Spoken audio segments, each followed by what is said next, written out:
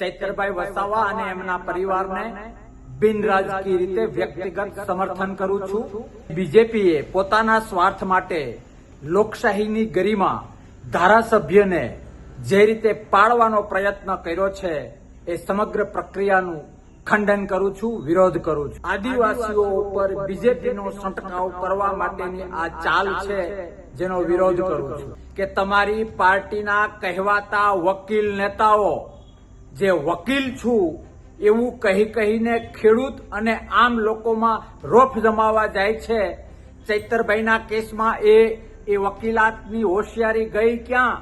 ચૈતરભાઈનો પ્રકાશ પાર્ટીમાં એટલો વધતો તો એટલે કદ પ્રમાણે વેતરવાનું પ્લાન હતું ભાજપને મદદ કરવા માટે। આદિવાસી સમાજ ઉપર એક પ્રહાર કર્યો છે અને આમ આદમી પાર્ટીના આંતરિક ડખાઓ પણ ક્યાંક ને ક્યાંક પરોક્ષ રીતે બહાર આવી ગયા છે। જો હું વકીલાત અને હોશિયાર વકીલ તરીકેનો દાવો કરતો હોઉં તો મારી પાર્ટીના ધારાસભ્યને મારે બચાવવો એ મારો ધર્મ છે, મારો ફરજ છે।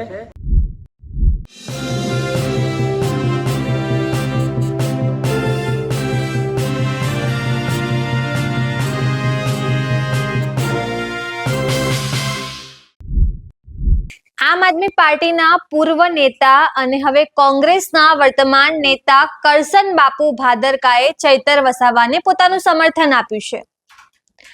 કરસન બાપુએ ચૈતર વસાવાના પરિવારને સમર્થન આપ્યું છે, સાથે જ ભાજપ પર પ્રહાર કર્યા છે।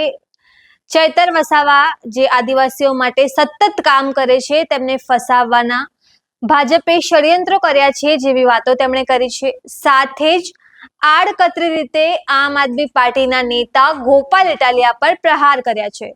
તેમણે કહ્યું કે આમ આદમી પાર્ટીના કહેવાતા વકીલ નેતાઓ ચૂપ કેમ છે? કેમ તેમણે ચૈતર વસાવાને સમર્થન ના કર્યું? કેમ તેમણે ચૈતર વસાવાને બચાવવાના પ્રયાસો ના કર્યા?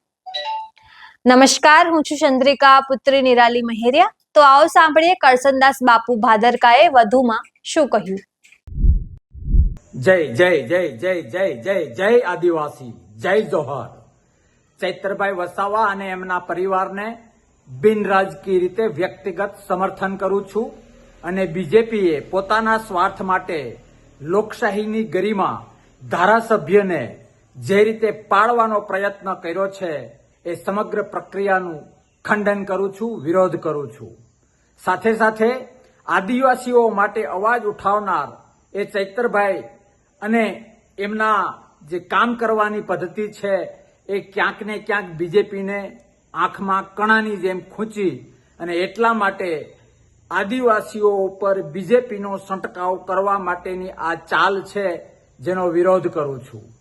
સાથે સાથે આમ આદમી પાર્ટીને પણ મારે કહેવું છે અને આમ આદમી પાર્ટીના સત્ય ને વરેલા જો કોઈ કાર્યકર્તા અને નેતા હોય તો એમને પણ કહેવું છે કે તમારી પાર્ટીના કહેવાતા વકીલ નેતાઓ જે વકીલ છું એવું કહીને ખેડૂત અને આમ લોકોમાં રોફ જમાવા જાય છે।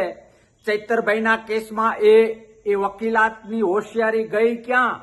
શા માટે તાકાતથી લડી ન શક્યા? કે પછી ચૈતરભાઈનો પ્રકાશ પાર્ટીમાં એટલો વધતો તો એટલે કદ પ્રમાણે વેતરવાનું પ્લાન હતું ભાજપને મદદ કરવા માટે? એનો જવાબ લોકશાહી પ્રેમી અને કોઈ પણ બંધારણી પ્રેમી માંગે છે એ આપવો જોઈએ। વિશેષ કંઈ નથી કહેવું, પણ ધારાસભ્ય પદની ગરિમા જે લોકશાહીમાં હોવી જોઈએ એનું બીજેપીએ ખંડન કર્યું છે। આદિવાસી સમાજ ઉપર એક પ્રહાર કર્યો છે અને આમ આદમી પાર્ટીના આંતરિક ડખાઓ પણ ક્યાંક ને ક્યાંક પરોક્ષ રીતે બહાર આવી ગયા છે। જો હું વકીલાત અને હોશિયાર વકીલ તરીકેનો દાવો કરતો હોઉં તો મારી પાર્ટીના ધારાસભ્યને મારે બચાવવો એ મારો ધર્મ છે, મારો ફરજ છે। જે કહેવાતા વકીલ નેતાઓ ચૂક્યા છે, હું ચેતવું છું એવા દરેક આમ આદમી પાર્ટીના લોકશાહી પ્રેમી જો કોઈ ત્યાં બચ્યું હોય તો કે પોતાના ચહેરાની ચમકમાં ચૈતરભાઈ વસાવા જેવા લોકોને પણ રાજકારણનો ભોગ બનીને જેલ હવાલે કરવામાં જો કોઈ પાછું ન પડતું હોય તો કાલ સવારે તમારા જ નેતાઓ તમારા પર શું કરશે એ વિચારવા જેવું છે, મંથન કરવા જેવું છે। ખેર, એ વાતોમાં નથી પડવું, પણ લોકશાહીના સિપાહી તરીકે ધારાસભ્ય પદની ગરિમા સમજું છું અને ફરીથી કહું છું કે કે ચૈતરભાઈ વસાવા અને એના પરિવાર સાથે વ્યક્તિગત બિન રાજકીય ખુલ્લું સમર્થન છે. શક્ય જે કંઈ હશે એ કરવા તૈયાર છું. જય આદિવાસી, જય જોહાર, જય હિન્દ, ભારત માતા કી જય.